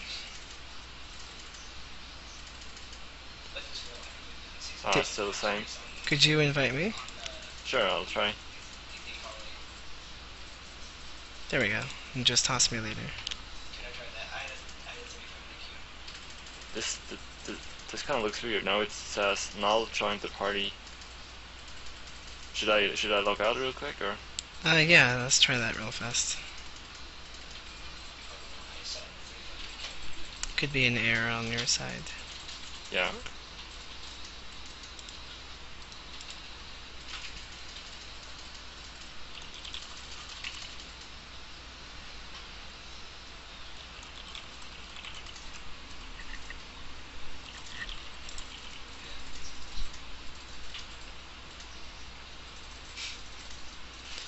So this is a good build that I have here.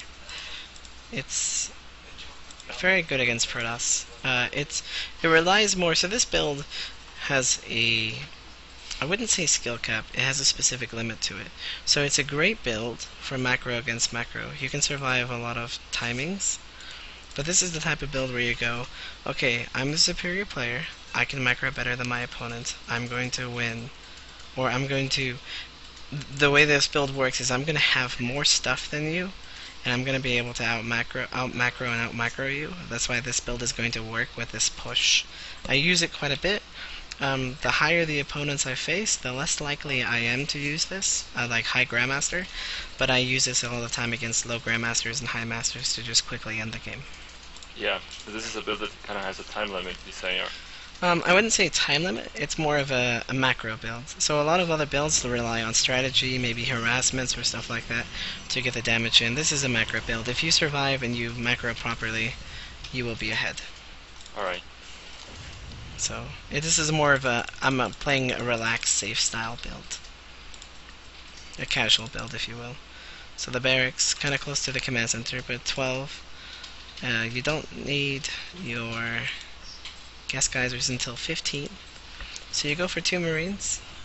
Here's an important rule. I don't think I've really ever told anyone this, but this is very important. I don't recall giving out this information. When you have your Marines at your ramp, you cannot have them standing next to each other, ever. Especially not your first 2 Marines. you want them split apart on the edges of the ramp. You want one like here, so they and kill one the here. probe really nice, right? No. It's because when the zealot runs up the ramp, you want enough distance between the marines to where it's clear which one the zealot is going towards, and then you just move that one around. The moment he switches, you stop moving that marine, and you move the other one. Alright, well that's cool. I've been doing this in TvT all the time because this way it really nicely kills the SCV before it sees anything. That too. But I'm talking like side to side. So as an example, if you see the distance between the barracks and the refinery, that's about the distance you want between your marines at the ramp. Yeah. So that's just something. So if that ever happens, they send a zealot really fast. You can out micro it with 2 marines. Yeah, that's cool. That's one of the micro challenges, isn't it? Yeah. In that funny map. And then like over here, I kind of use it to scout. So I checked out his base. I just wanted to quickly make sure. I knew there wasn't a zealot heading right for me, so I knew I had a minute to check the edges.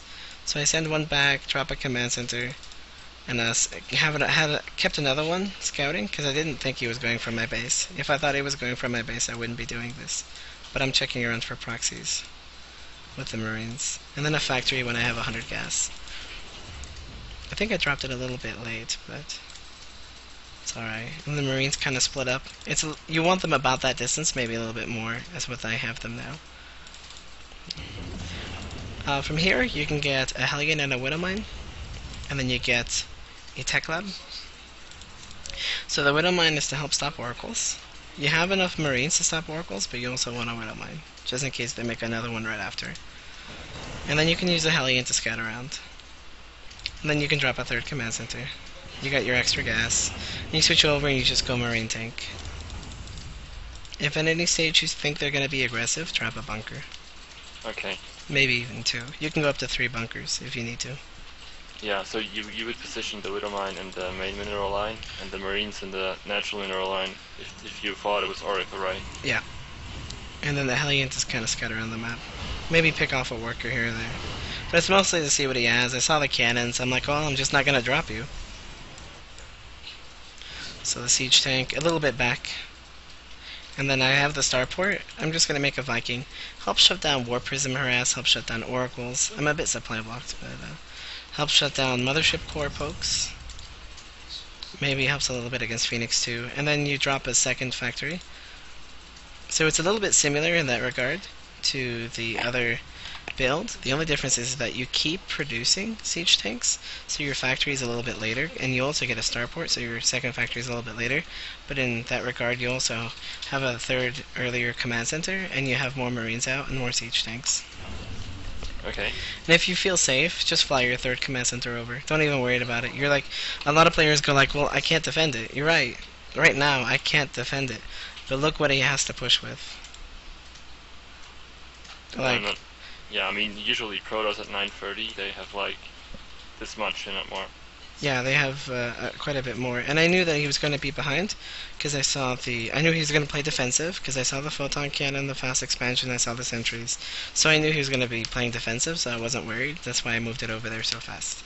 If I was worried, I wouldn't really move it over. Also, the Widow Mine, the one I made at the start, once I was sure it wasn't Oracle, is now guarding the 3rd base. Yeah. So that's something nice. You want to go up to 3 factories, and you want to get a reactor on your starport. And then an engineering bay, and then you can get your armory after the engineering bay. It's not the end of the world making a few Helligans first so you can use them to kind of counter pressure, you know. I like the engineering bay. It's delayed here, but I was pretty sure he wasn't going Dark Templar. If I thought he would, then I wouldn't have gotten it, you know. Then I would have gotten it sooner. I'm kind of using this marine to scout around for pylons, but I missed it. Oh well. Did you scan at some point to check the tech, or? I can, but I didn't have to this game because he stands on top of my army. I'm on top of my Widow Mine. And the Hellions are there to check him too. You can use the Hellions to poke around and check. Yeah. If I'm not sure, then I will scan. If I am sure, then I won't, really. Otherwise, I will. Like, starting 15 minutes in, I'll scan like every minute or 2 to make sure he stays on the same tack. Fourth command center. Once my third is kind of close to saturation, I'll be cutting SUV production, and I'll be relying on mules as a continuation, you know. Oh, And I think this is a nice question. If you play Bio, you always want to get your fourth at 14 minutes, I think. How is it when you play Mac? Can you like kind of do a kind of rule of thumb and say it's like 12 minutes always, or? you can start building it around 12 minutes. It really depends on what they're doing. If they're being aggressive, I wouldn't have started it yet. Yeah. So if they're being defensive, you can throw it in right before you cut SCVs, which is usually about the 12-minute, 30-second mark, 13 minutes. So that's when you can do that. Otherwise, you want to delay it a little bit to have a few more units and then drop it down when you completely stop worker production. So if they're being aggressive, it's about 13, 14. If they're being efficient in macro, it's about 12 to 13 minutes. Okay. So it's pretty much, do they have a third base? No, I'm not going to drop it down. But then again, my third would also be later, so I wouldn't have the money for it anyway. So far we're out macro him a lot because we knew he was going to be defensive. So he invested 150 minerals on a cannon. He doesn't have one in his main. We assumed he did. So we would be, 300 minerals ahead, which is almost a command center. So if we drop a command center, he's got like an extra 100 minerals on this, which is like an extra zealot, and then we flew it over when we knew he wouldn't be attacking. So, but even then, you can fly it over, and then when you see him move out, just retreat it. It uses time as long as you were muling it. And then when you're on 3 bases, you want a missile turret ring against War Prism. Yeah. And then here, I'm just making Vikings and 2 Hellbats at a time and Siege Tank. I already have Blue Flame, and I'm getting 1 attack upgrade at a time. Like, he's going for his 2-2, and I'm almost done with my +1. So he's definitely got the upgrade advantage, but if you look at the supply, this is a really heavy macro build. And then 2 starports, because I'm going to begin Banshee production. So if they open Storm, you just cut the Vikings and just get medevacs, right? Yeah, I get medevacs and I get ghosts. You can see I'm already getting the tech lab for the ghosts and another barracks and Ghost Academy. So I'm kind of taking into everything here because I know I'm in a really good spot. Otherwise, I would have just I've been playing with this side a little bit, and I think it's so cool to play. It's so nice to micro. Yeah, it is. I like it too. Before I move out, I scan my army. Just in case there's an observer. It's not something you have to do, but it helps. I know that he's not in the middle of the map, so I'm going straight for his third. The logic of this is that if I can get close to his third and pressure him, and I'm already there, he can't force a base race because I'm already there. So I scan ahead once again. You saw that I had 3 scans saved up, or Yeah. 3 scans to be able to be used. So I kind of always was going to know where his army was going to be before I hit it, and then I siege up before it arrives. And then the Vikings, I keep them on the high ground. I think I keep them on hold position in a second, so that way whenever he engages, like if he tries to attack them, he's getting shelled by the siege tanks. So I think they're in hold position there. And then, the siege tanks are shelling at his base. I mean, this game is already over. Yeah, The guy is third. he's pretty far behind now. And you can see hold position. They're not moving. He was trying to draw him over or something, get some damage in. So I kind of parked them close to the tanks. And back home, I'm still macroing up. I'm not worried about sending more because I know that if he goes to attack this, he'll lose more than I do because he went for Colossi. So he'll take a lot of hits. He can't survive a second wave. So I just keep it back. And I'm just macroing back home, dropping some turrets just in case. You are getting the... Oh no, it's not the Ghost Cloak. Alright. No, it's the Banshee Cloak. Thought you were getting Ghost Cloak before Mobius Reactor. No, in this case, I saw that his Templar was late, so I was going to Banshees first. The Ghost is for... Like, I can begin Ghost production, and I will in just a minute, but that's not my biggest concern, because I haven't seen Templar yet. So you can see I now start Ghost Energy. But I'm delaying them for faster command center. And I'm also expanding over here. Those 2 are going to be planetaries, so that I can defend my third and my fourth easier. And then I kind of use these Hellbots to scout out this base. And you can see I have no concern about leaving this entire army here. He can go kill it. I don't care. And I have some ghosts in the mix. I'm getting 2-1. So once your +2 starts, you can get the. I mean, once you want to time about +2 attack, +1 armor about the same time if you're in a good macro spot. If not, then you don't need it. And then from here, I'm like, okay, I'm gonna put the squeeze on him. I'm gonna send my second army to his new third, and then whichever one he engages, I can just move the other one up and get a better position. Yeah. Because it's all about forcing him to trade badly, you know. I don't even have to have my whole army there as long as it trades better. Or, yeah, it trades better than what he has.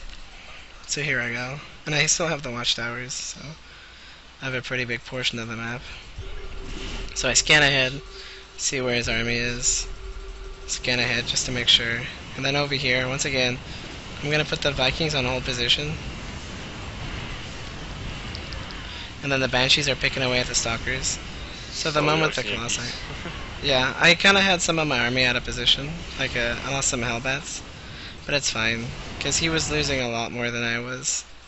Like, the Banshees would have taken out the rest, and he would have ended up losing that army. And then I still had everything at this location. So, just crippling his third. Having my third sooner than crippling his, delaying his, allowed me to just really be able to trade so efficiently and have so many more units to split him. Like, if you look at the resources loss, he's lost double. Yeah, it's terrible for him. Do you have any questions about this game?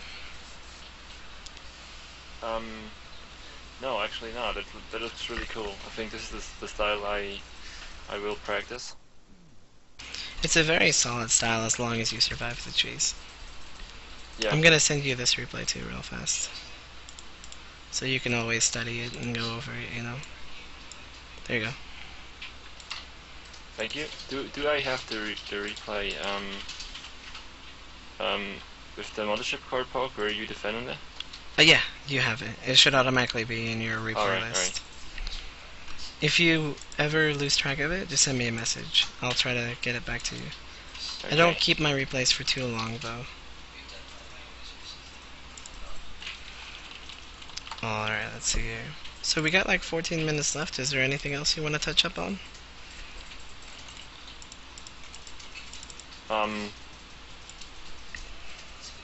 Actually, I'm kind of out of question right now. It's cool. I got 2 builds. That's good. That's, you know, it gives you a lot of things to practice, and that makes it easier for another time too. Is if you like dedicate a lot of time into practicing those builds, and then you have a lot of things like, you know, I wasn't sure how to stop this, and so on. Gives you a lot of feedback. A lot of it is understanding the matchup and then improving your mechanics. So the one thing you'll have over your opponents in that league is a lot of them don't know how to play against mech. But if you have the understanding of how to utilize your mech against what they're doing, it's going to really boost your win rate a lot. You know, just knowing knowing not to panic, because if you're playing against a Protoss and you go, you know, he's going Colossi, I'm just going to get Vikings. If he's going Templar, I'm just going to get a few Ghosts. And then I know how to position my army a little better. All these little things add up in a game, and eventually it'll just feel a lot easier. Actually, I've been pretty successful lately with my Hellion build. Yeah. It's just I usually get like 40 broke kills, and then I mean I could do whatever I want. The game is just over. Yeah. But I think if you start playing mech in TvP, it's just the late game is really hard. But I've been watching your replays, and it's doable. Just it's all about the micro. It gets really hard, and I've been at fault for that. I've been struggling. I wouldn't say struggling with that. I would say I've been trying to come up with the best way to really be in the late game. I've had some really good games where I'll just play beautifully and intercept every army and so on like that.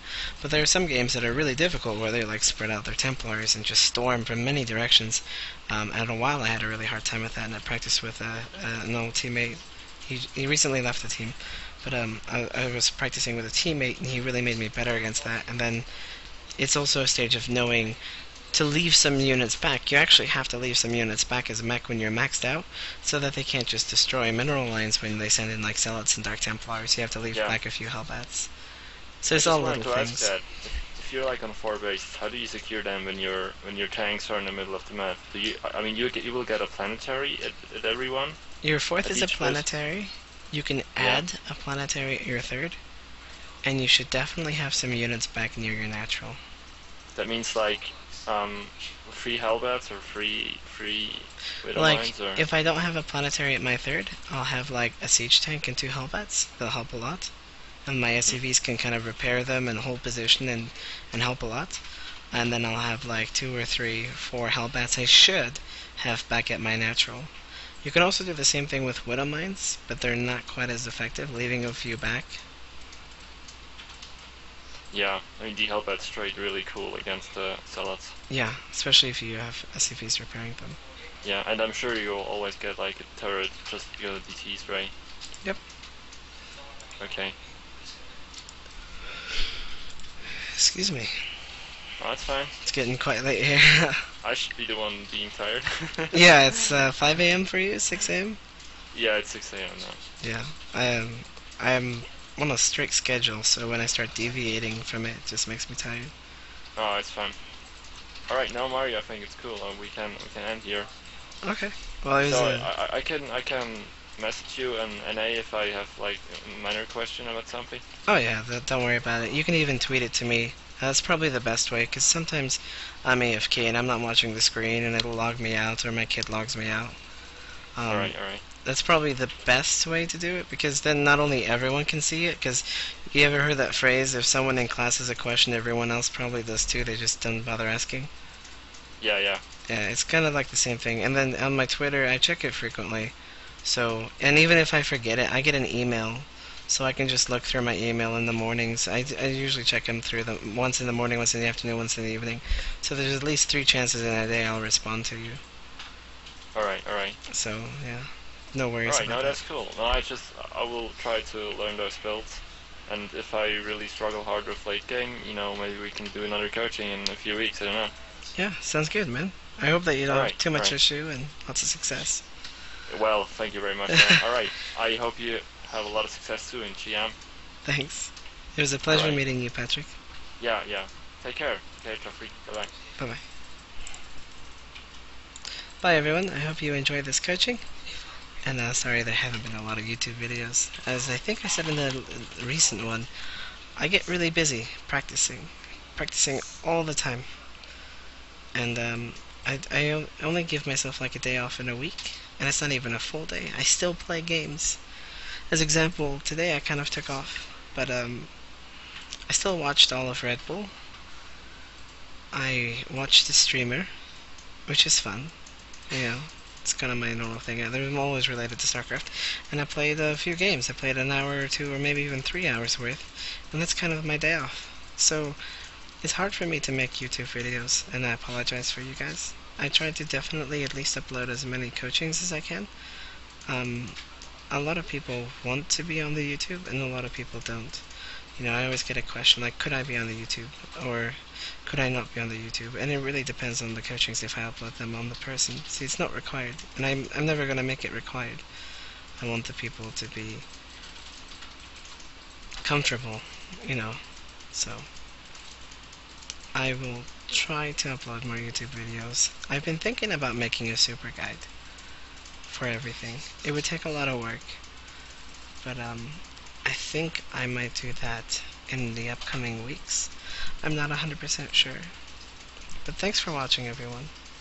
And you also have a wonderful night.